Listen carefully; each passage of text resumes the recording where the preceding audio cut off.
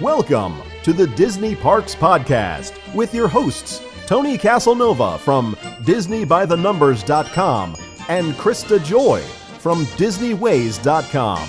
Keep your hands, arms, feet, and legs inside the podcast at all times. And get ready for the Disney Parks Podcast. Hello, everyone, and welcome to the show. In Disney News today, we are bringing you exciting, hot off the presses news from the Four Seasons Resort Orlando at Walt Disney World Resort.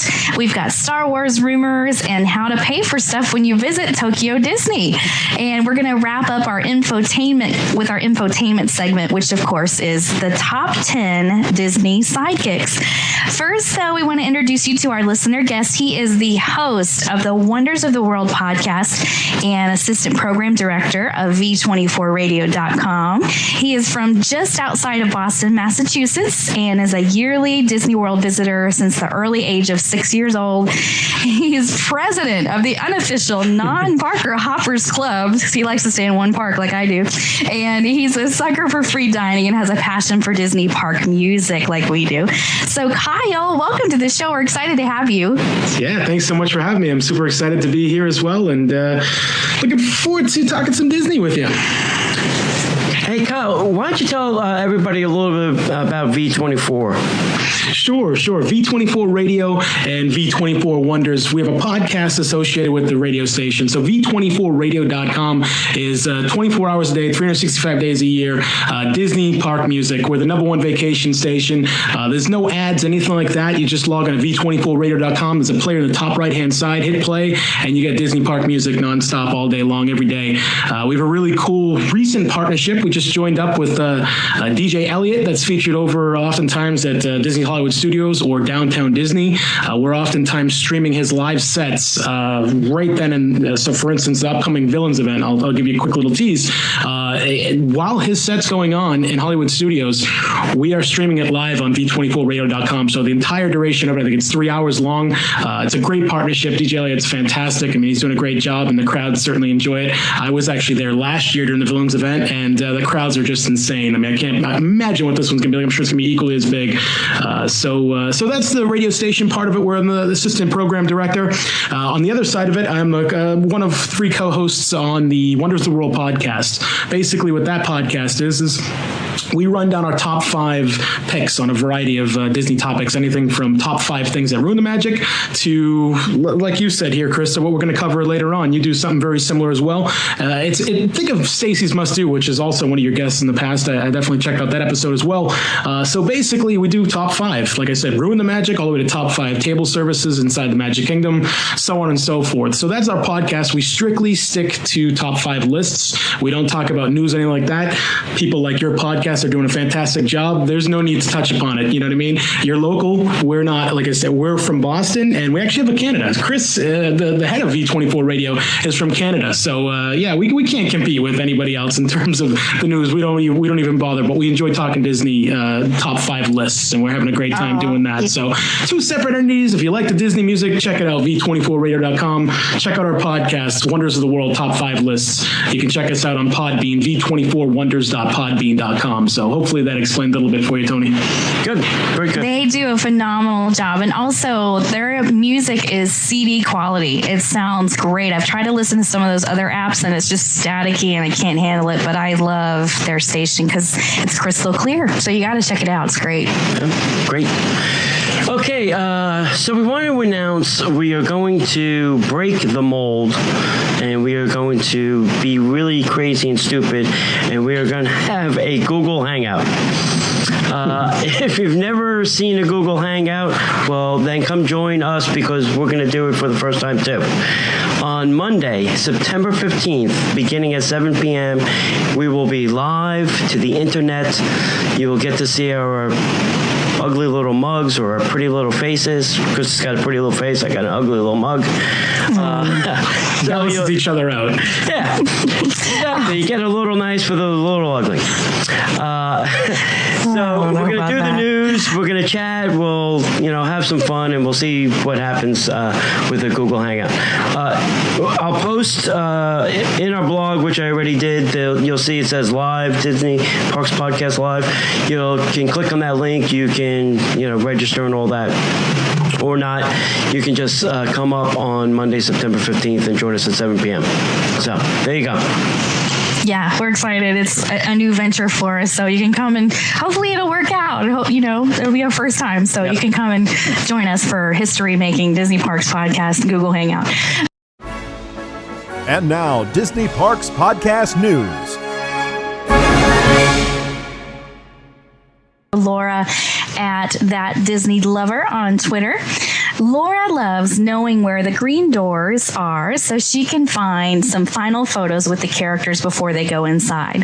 And she says, also, these are the best places to be if you want character photos, as you can then follow the characters to their meet and greet locations and be the first in line. Also, it's just nice to say hello. One of Laura's favorite places is by Fantasia Gelati in Fantasyland. And this is where there's a green door for the princesses after being in the Princess Pavilion. And it also has a great view of the small world area where most of the characters do meet and greets in Fantasyland. So just so you know, Laura has just released a new video about her recent character audition at Disneyland Paris. So you got to go check that out. Thank you, Laura, for sending in that information from Disneyland Paris. We appreciate it. Okay, I'm not sure I get this. You have to go to a green door to see a character? No, I don't I don't think so. This is a G-rated show, so I'm not going to make my comment, but a green door? Really?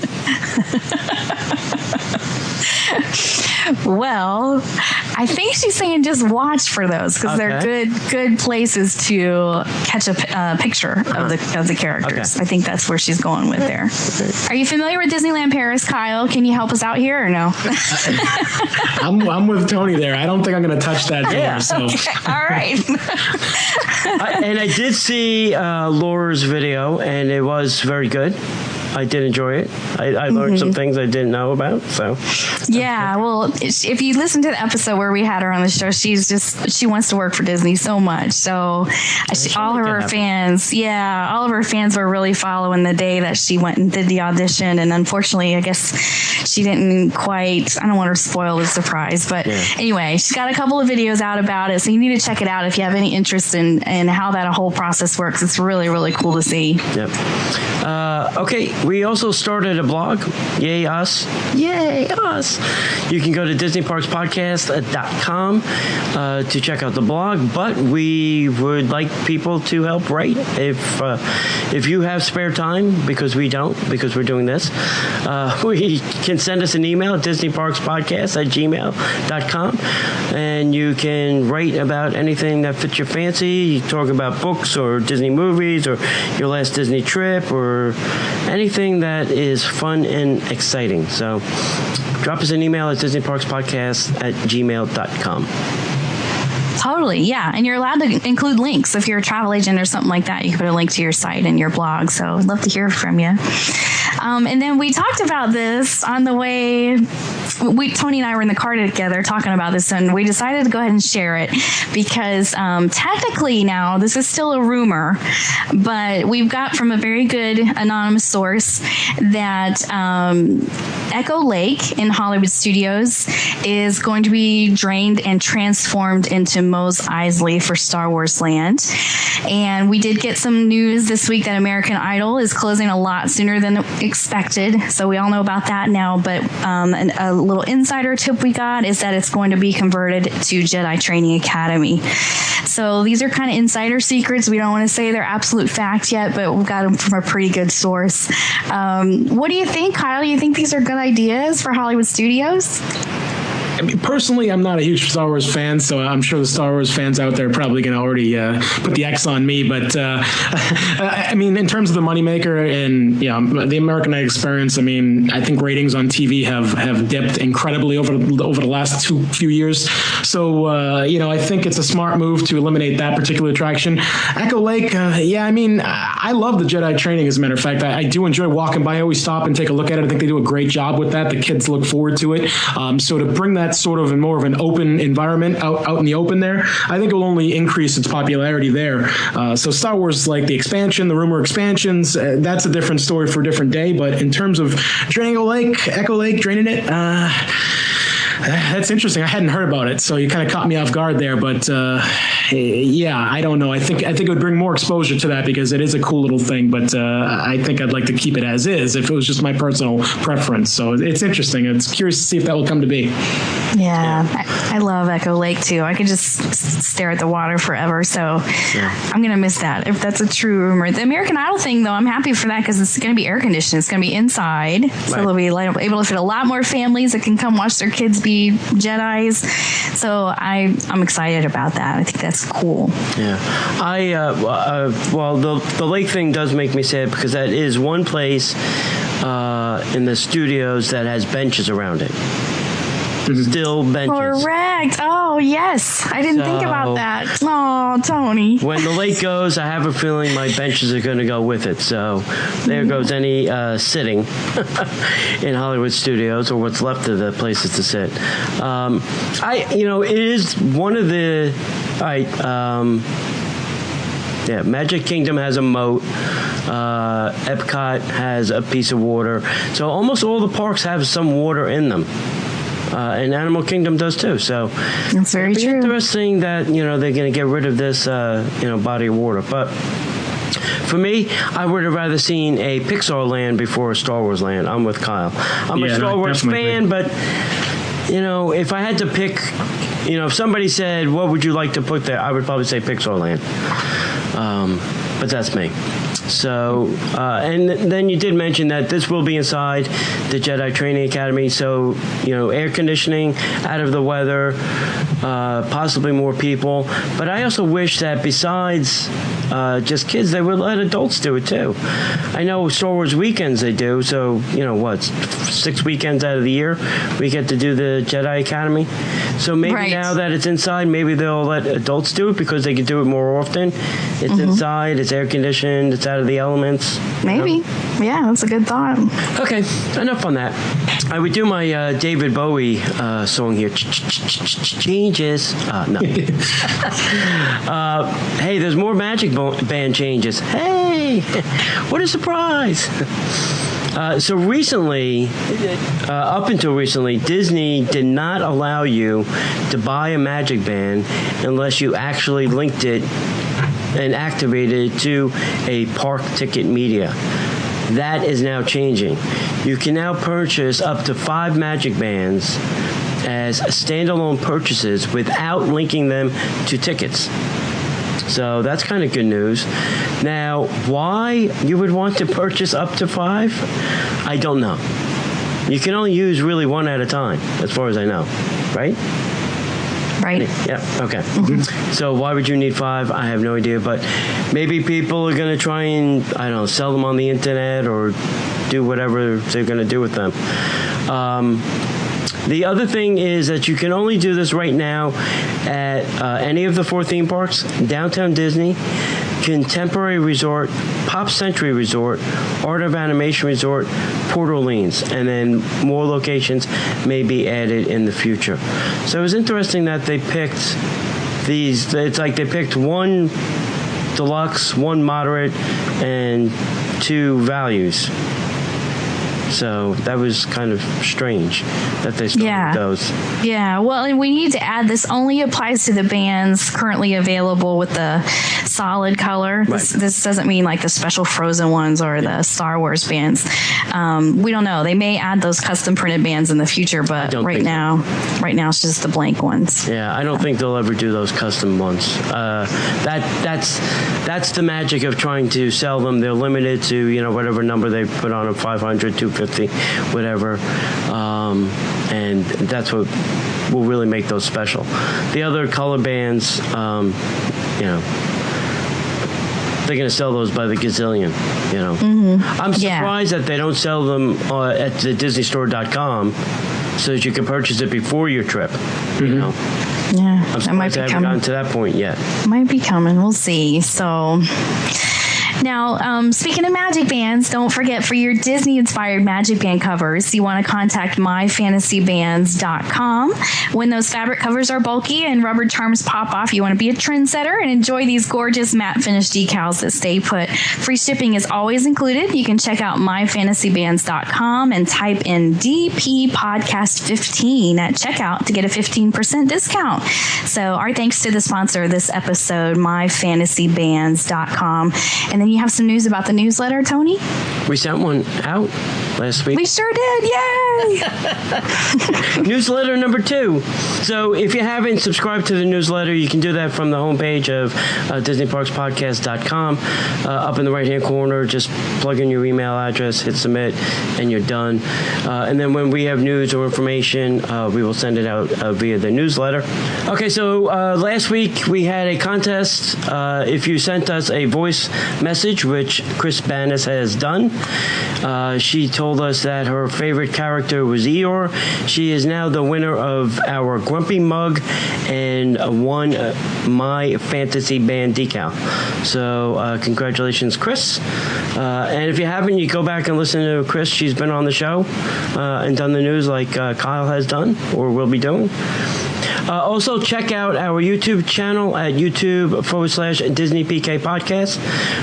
We always add the show to YouTube as well as some videos.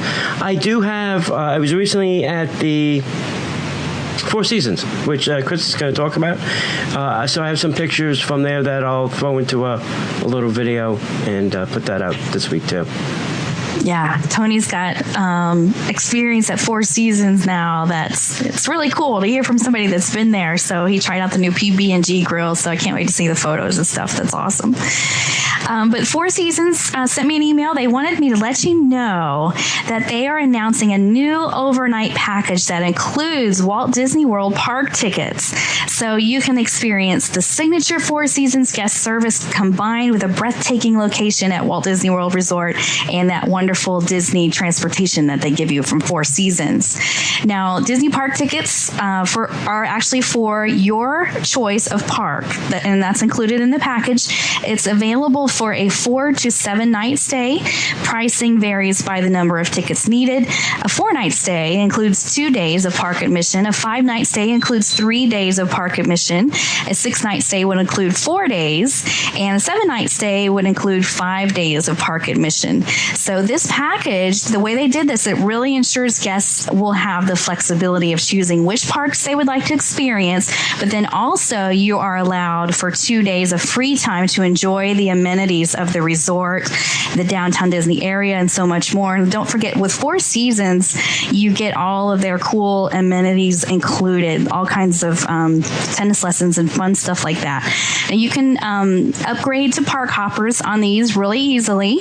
And also, you get that complimentary transportation that I mentioned in a Four Seasons motor coach to all 4 parks. And in addition to enjoying all the nearby Disney attractions, a highlight of the Four Seasons Resort Orlando is the 5-acre Explorer Island water park, which includes that winding lazy river complete with rapid section. They've got 2 water slides, an interactive splash zone, and water cannons, so much more. The Kids for All Seasons program offers organized activities for children ages 4 to 12. It's complimentary when you're a guest at the Four Seasons, and adults can enjoy that adult-only pool, the 18-hole Tom Fazio designed Tranquilo Golf Club, and the spa at Four Seasons. Recreational Pursuits is also there for guests of all ages and is sure to provide lots of entertainment for you and your family. So just so you know, this package is available to reserve right now for arrivals December 19th, 2014 and beyond. So you can celebrate the festive season of Christmas or whatever you would like in sunny Orlando. And to book this package, you can contact the Four Seasons, or you can make it super easy on yourself and call our good friend Mary Morales at Mad Hatter Adventures. She's mary.morales@madhatteradv.com if you want to take care of that through Mary for no extra charge. She'll help you with all your travel needs. So cool stuff from the Four Seasons. They've introduced this package deal. It sounds great, doesn't it? It just sounds like so much fun. It is, and I will tell you this. When we were there this past weekend, we asked to see one of the rooms. So they took us up to the 11th floor and showed us a king-size room. And I have to tell you, I think I may stay there. This room was gorgeous. So the room was very big. The king-size bed, they have 3 different kinds of mattresses. They have like a soft mattress, a medium mattress, and a hard mattress. So if you tell them that, they'll make sure that they'll put you in the correct room. It also comes with a queen-size sleeper sofa, so it could sleep up to 4 people.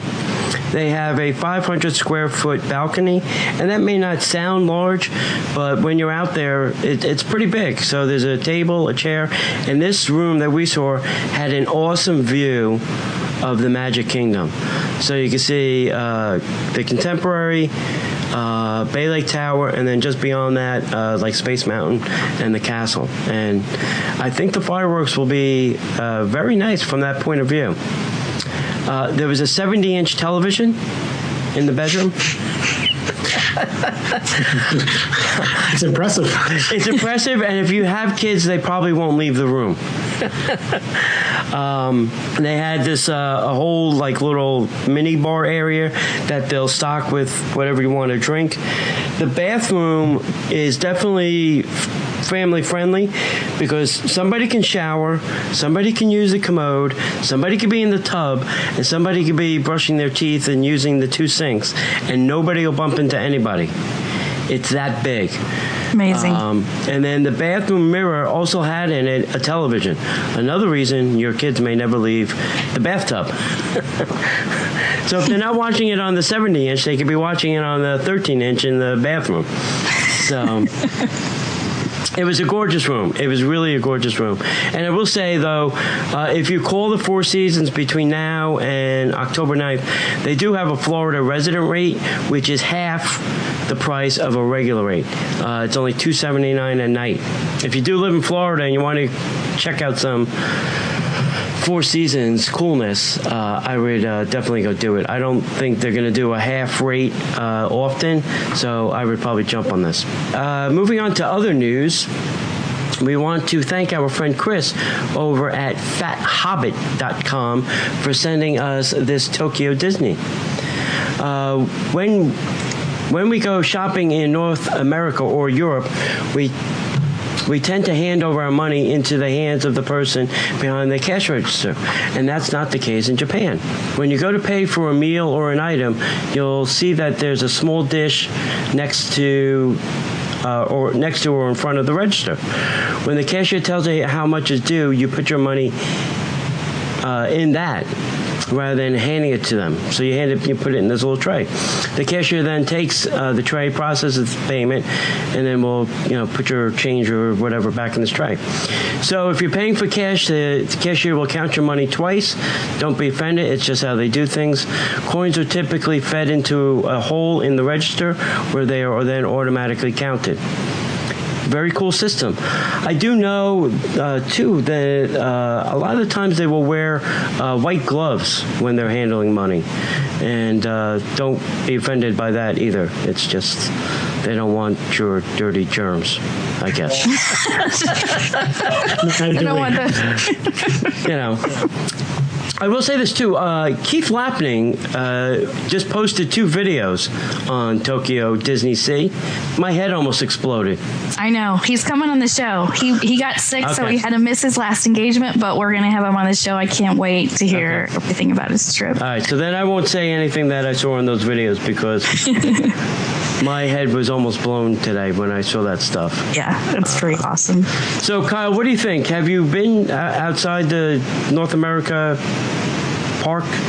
No, I haven't. It's certainly on the bucket list, and Tokyo Disneyland, I think, would certainly be high up on my list. I think that'd probably be one of the first places I went internationally. Yeah. I've been a Florida travel my entire life. I've been going since it's been 6 years old, and like I said, I'm going on a pretty good run here of traveling of like 13 plus years in a row. So I haven't even made it out to California yet. So that might be a more realistic short-term goal. But long-term, absolutely. I think Tokyo would certainly be first on my list going international. Okay, hold on. You haven't been to Disneyland yet? Nope, I can't get away from Florida. Tony, we can't all be as privileged as you are. All right, I am not privileged. All right, let's stop that. I just went for my first time too, so I've only been once. This is coming from the guy who lives 10 minutes away from Disney World, and was fortunate to move from New Jersey to Florida. And come on, I'm still up northeast here, Tony. You're supposed to be on my side and feel my pain. I feel your pain, but you have to stop coming down here. Just stop the craziness. You have to go really then to Disneyland before you go to Tokyo, because that's the birthplace of Disney. That's the Mecca. And that is the reasons why, like I said, I think short term that would be more realistic, but it's just when you talk about the discounts that Florida offers, I'm able to go in the fall time, and the flights from the Northeast, it's just a no-brainer. But I got to focus, like you said, I got to make it a point to go out there, whether I plan a year or two down the road. But I think I have to make it happen. I definitely want to get out there. I know some people that are regular Florida travelers and they have no desire to. I'm not that way. I really do want to go. It's never in the cards. So I'll make it a point eventually, and I will get there soon. Yeah. And, a nice way to do it is do it when the expo is around. Mm-hmm. That's true. Do the expo, and then you tack on a couple days, beforehand or after, to go to Disneyland. And, then you really get your Disney fill. You get 3 days of, have you been to an expo? I have not. Okay. Have not. So there you go. Then that's a great goal for you. D23 and Disneyland. Yeah. I'm writing it down right now. I'm not writing the check, though. You can write it down, but I'm not writing the check. Well, then, Tony, looks like you'll be seeing me in Florida soon. Okay, that sounds like a good idea. Well, I don't know. With that Florida rate there at the Four Seasons, maybe I might have to be coming to see you sooner than later. That's a killer deal. I didn't mean to jump back and go step backwards, but that's a killer deal. It is. It is. Yeah, and it's great, and they're just such wonderful people. They've been great to us over there, so we highly recommend them. We know how good they're going to treat you, so definitely look into it. Well, for those of us that don't get to travel to Disneyland as often as we would like, Disneyland news is here for you on Disney Parks Podcast. So I've got a couple of things. Studio Disney 365 at the Disneyland Resorts downtown Disney will be transformed into Anna and Elsa's boutique. How about that? Studio Disney 365 is going to close August 25th, and the new location is expected to open mid-September, so it's a quick turnaround. No details about what transformations will be offered there are available at this time, but in related news, the Pirates League will be housed at the Halloween Carnival at Big Thunder Ranch Jamboree from September 12th to October 31st, and the Bibbidi Bobbidi Boutique will feature the return of the Halloween Minnie Mouse inspired transformation through October 31st. This location will feature extended hours during Mickey's Halloween parties, and the Pirates League is open to guests 3 and older, while Bibbidi Bobbidi Boutique is open to guests 3 to 12. You can make reservations for these experiences by calling 714-781-STYLE or go to Facebook. Check out our friend Mary Morales at facebook.com, Mary Morales Disney Travel, and she'll hook you up with those appointments as well. And now, the Disney Parks Podcast Infotainment segment.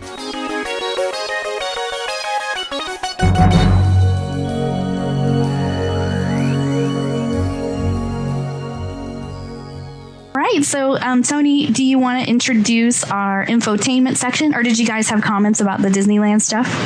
Is everything going to become something frozen? Cha-ching! I'm going to turn into Frozen this year.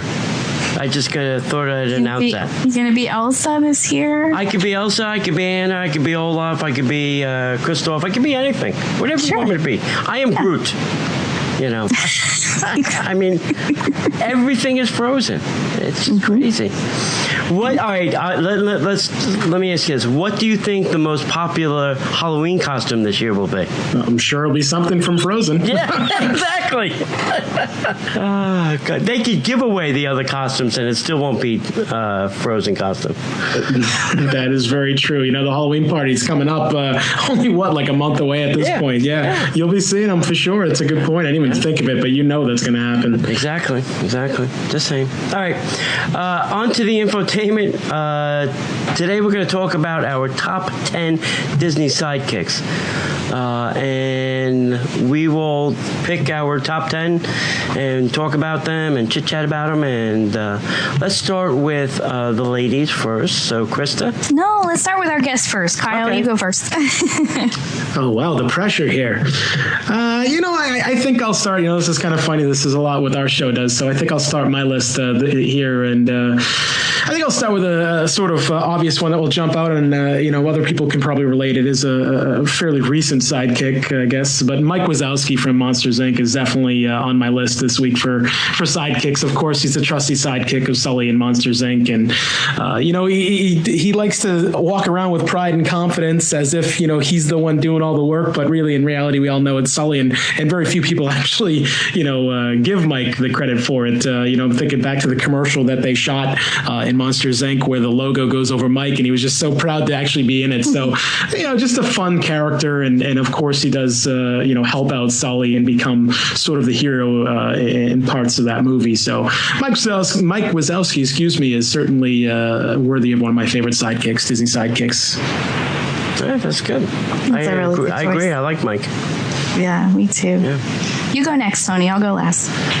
All right, so I was thinking about my favorite movie, Toy Story. In almost any one of those characters could be a sidekick to any one of the other characters. Mr. and Mrs. Potato Head, they could be sidekicks to each other. Woody and Buzz could be sidekicks to each other. Ken and Barbie could be sidekicks to each other. So I'm going to say Mr. Potato Head would probably be a good sidekick, because he was in a lot of the scenes. He had a lot of funny stuff, and he probably had more of the adult type punchlines. Whatever he said probably went over a lot of kids' heads. And I will tell you the one scene in there in the beginning where Mr. Potato Head takes his lips off and puts them on his butt. And a lot of people miss that. But scandalous. Yeah. So if you're watching, it's right in the beginning, the first 10, 15 minutes or so, you'll see Mr. Potato Head take his lips off and puts them on his butt. Mr. Potato is my favorite little sidekick. Okay, so I'm going to go with Dory because, of course, she's the good-natured, forgettable friend of Marlin. I can relate with her just so much because she forgets things every 5 minutes, and she's hilarious, one of my all-time favorite characters, and just easy to love, and, she speaks whale. Nobody else can do that. She's really great. I love her. What's your next one, Kyle? My next one, I'm going to go a little further back in the catalog, and I'm going to go to Copper from Fox and the Hound. So it's my favorite Disney movie. Just a little tidbit, and it's just one of these movies where of course Copper and Todd get that friendship going, even though of course they end up trying to hunt Todd there, and Todd being the fox, and Todd ends up coming to the rescue of Copper and Copper's owner there. So of course it looks like Copper is just that he kept true to his friendship and didn't allow Todd to be hunted. But in reality, the movie's got a lot going on. It's actually really difficult to. I can imagine a little kid. I don't really recall it too much when I was little, but watching it as an adult, there's so much going on there. But the friendship where. And Copper really knows that he's intended to be hunting Todd, but Todd ends up, saving the day. It's just a great thing, and I think it's a great friendship, and a lot of people can relate to that, especially kids. If kids get it or parents can explain it to them, I think the friendship between Copper and Todd, it's true friendship there, and Copper is a sidekick that I picked for my next pick. That's good. I like that. There's a movie I saw in the theaters back in the day. Probably way back in the day. It was probably a re-release. Well, they had Fox and Hound 2 straight to DVD, I believe. So. Yeah. I'm going to go back in the catalog a little bit too, and I am going to say Flower and Thumper from Bambi. Bambi had two great friends, Flower and Thumper. One was a skunk, one was a little bunny. And, they stuck by Bambi's side, through thick or thin there. They didn't do a lot of talking, either one of them. But they were both two great little sidekicks. So I'm going to say Flower and Thumper.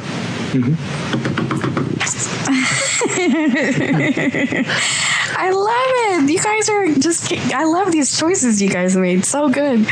Well, the next one I thought of is Tinkerbell.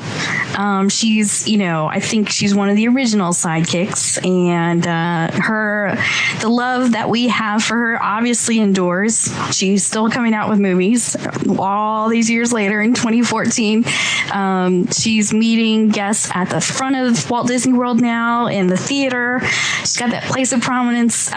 We love her. And of course, we have to do a shout out for our previous podcast episode with the wonderful Margaret Carey, who was the body model for Tinkerbell, and just having her on the show, and now just knowing her and her true character and the way she is in real life, you just gotta love Tinkerbell even more.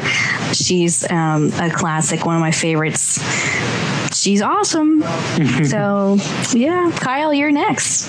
Sure, I'll go to a TV series from Doug. I'll go with Doug's best friend, Skeeter Valentine.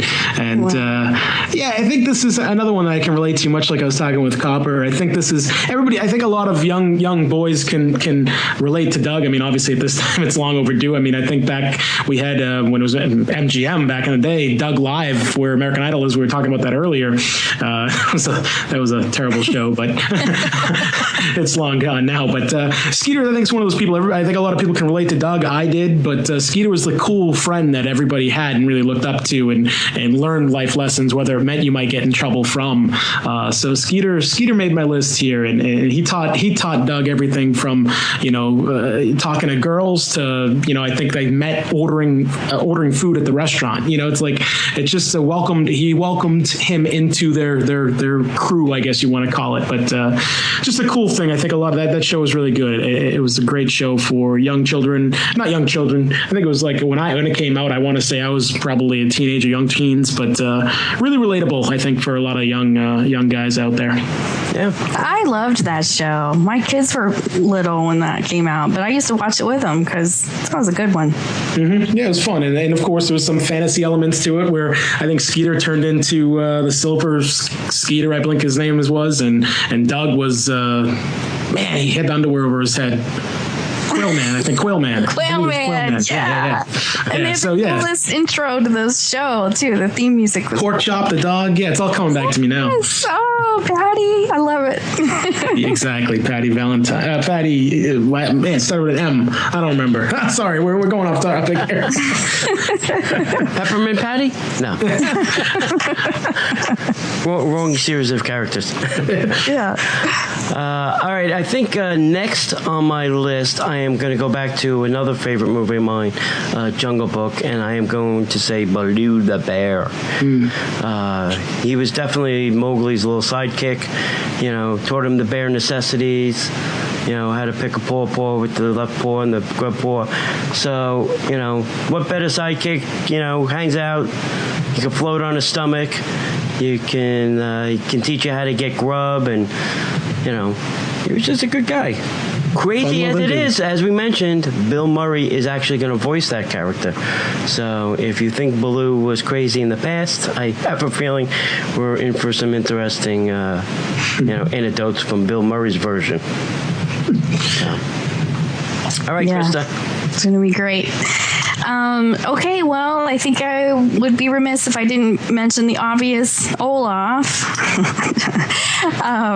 He actually, I think he tied the whole Frozen movie together. If it weren't for him, there's a lot of grown men out there in the world that, probably wouldn't appreciate Frozen the way that they do. Thank goodness, because their daughters are making them play the soundtrack in the car over and over. So hopefully they've learned to like it a little bit. And Olaf has got to be one of the reasons why he provides that awesome comic relief, and just, he's cool. We can all relate to him. And I love seeing him in the parks, on the floats, on the Festival of Fantasy Parade. It's awesome. So, we got to mention Olaf. We can't let the show go without mentioning him.